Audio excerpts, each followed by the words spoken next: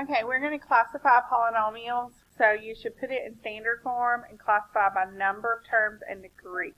So standard form, if you recall, you look here and you try to find the highest exponent. So that's going to be 3x to the fourth, and then minus 2x squared minus 4x plus 9. So it goes from highest exponent to lowest. Number of terms. So we're going to name it based on the number of terms here. So 1, 2, 3, 4 terms. So that is a polynomial.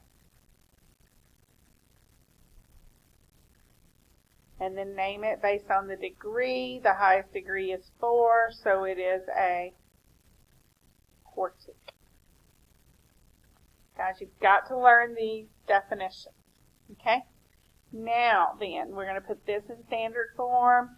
So we're going to look at x, and so we're going to have 6x to the third y plus 3x squared minus 7.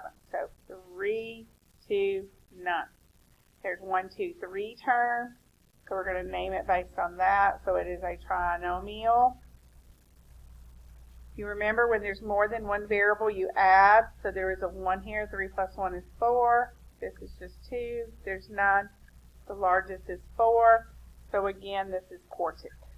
So both of these are quartic.